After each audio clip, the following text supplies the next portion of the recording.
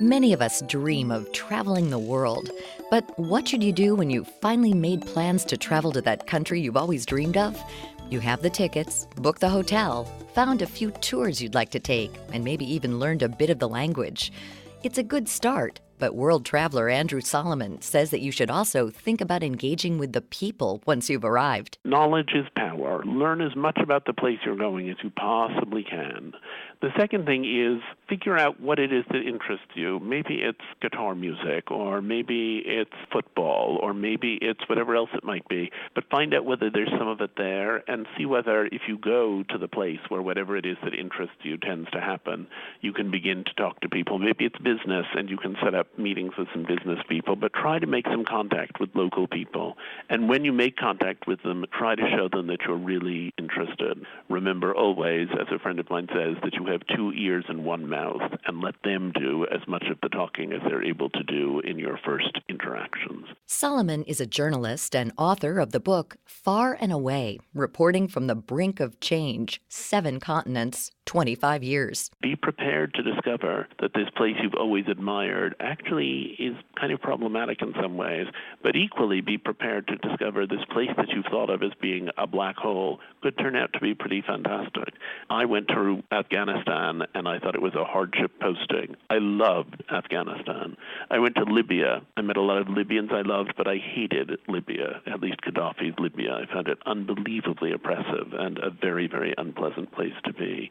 So you have to sort of go with an open enough mind so that you can be surprised to think something other than what you expected. Solomon's wanderlust developed when he was just a young boy living in New York. I was curious about the whole world, and I was also a little bit afraid of the larger world. And travel seemed like a way to get over my fear and discomfort and to become at home in the world. I wanted to see the world from the time I was a very little boy. I was an Anglophile. I loved English children's books. I loved stories about England. And later on, I went and lived in England for a while, and I eventually got a second passport. Solomon says that travel is more than just showing up to see the sights. While reporting for the New York Times, The New Yorker, Travel and Leisure, and other publications, he spent time in beautiful cities and war-torn countries. But he always tried to build relationships with the people who lived there, sometimes taking bold steps when the situation called for it. I think that the only way to really travel is to make sure that you're always thinking about reciprocity. You've come to see some people who live in a different way and to see their world and their life. You kind of need to give something back to. Otherwise, you're just a tourist looking out at it as if it were a show. So I've tried very hard in the places where I've gone really to interact with people and really to get into some kind of a relationship with them and to be as generous to them as they often have been to me. So when I was in Russia, in the Soviet Union, in its very final waning days, I was with a group of artists who helped organize the resistance to the Kremlin coup of August 1991. And they all went out and stood up against the tanks that were approaching the barricades, and I stood hand in hand with them as much as I could. Not everyone has the courage or the opportunity to stand up against oppression like that. But just becoming involved in cultural events or other occasions where you can meet local residents and perhaps help out can create bonds of friendship and understanding. Solomon said that in his travels, he's found that the people he met are as anxious to get to know him as he is to know them, and this has changed his idea of how he, as a journalist, approaches his subjects. The people I've met have always been curious about me, not because I'm an object of such remarkable curiosity, but just because I was coming from someplace else, and they were trying to understand the place I came from as much as I was trying to understand the place they came from.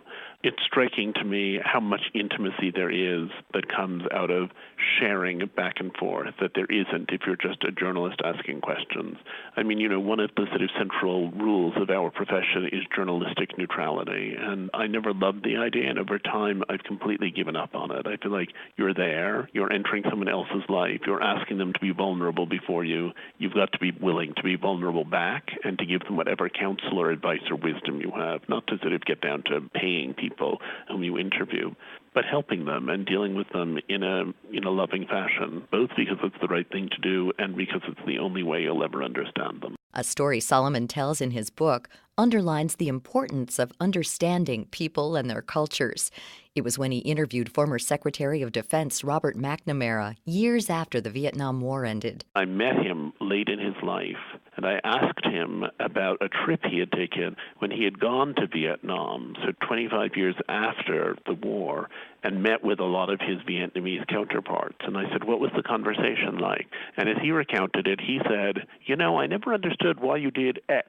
And they said, we did X because you had done Y. And we thought, well, if you're going to try to escalate things, we have to respond. And he said, no, I was trying to de-escalate things when I did Y. But then when you did X, I thought that was because, and they went back and forth, and it was like a French farce. There was the sense that each side had completely misunderstood what the other side was doing. And it would have been kind of comical if there hadn't been so very many people who had died.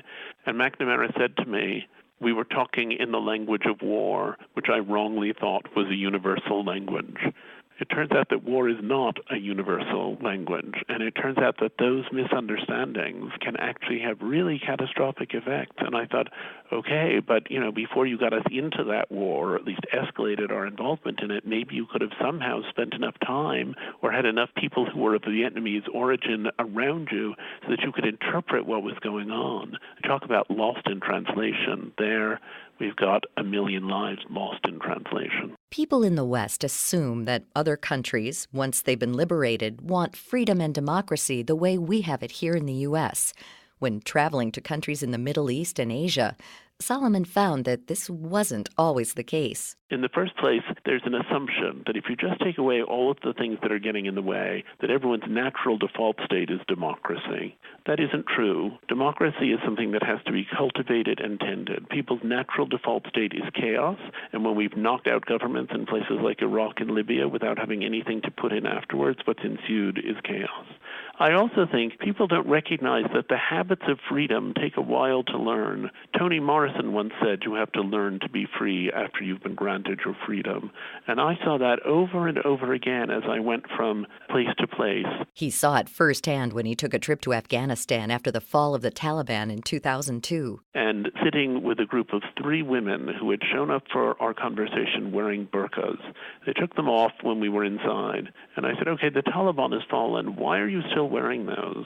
And the first woman said to me, well, I'm still wearing a burqa because if the Taliban comes back to power, they may punish anyone who they find didn't wear one.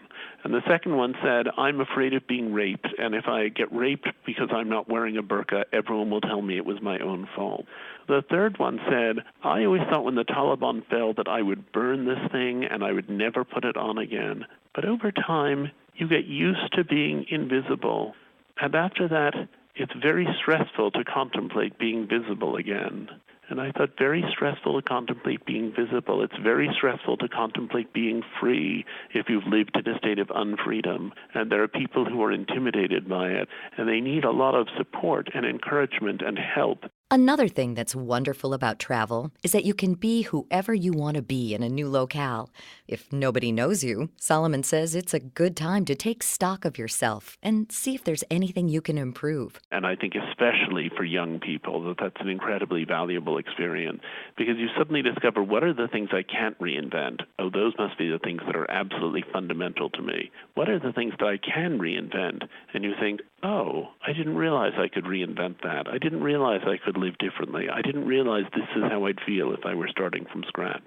I think that if every young person in the world were required to spend 2 weeks in another country at some point before the age of 30, that half the diplomatic problems of the world would disappear because so many of them result in people's not understanding what it means for people to live in a different place with different values.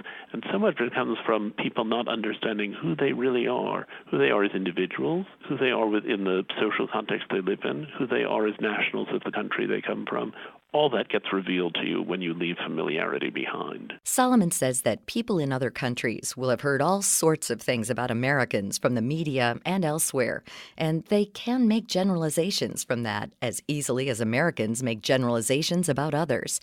The point is to travel with an open mind and help others to understand your culture as well as learn about theirs. Americans is a pretty big category of people. There are some of the most wonderful people in the world are in this country, and there are some pretty horrifying people in this country. And similarly, I think in a lot of the political rhetoric that's flying around right now, there's a lot of talk about, well, Muslims think this, or Russians want to do that. When you go to a country, you can't help discovering that it's complex and layered, and that there isn't anything that Indians want to do, and there isn't anything that sort of is the position of Zimbabwe, that there are people in every one of these countries with a diversity of opinions. There may be more of them who think something different from what you think at home. My purpose in the book really was to make people reckon with the persistent humanity and individuality of people wherever you go. You can read about journalist Andrew Solomon's travels, the fascinating people he met, and his thoughts on culture, art, and politics in his book, Far and Away, available now. You can also visit his website at andrewsolomon.com. For more information about Solomon and all our guests, visit our site at viewpointsonline.net. You can find it on Twitter at Viewpoints Radio. Our show is written and produced by Evan Rook. Our executive producer is Reed Pence. Our production director is Sean Waldron. I'm Marty Peterson.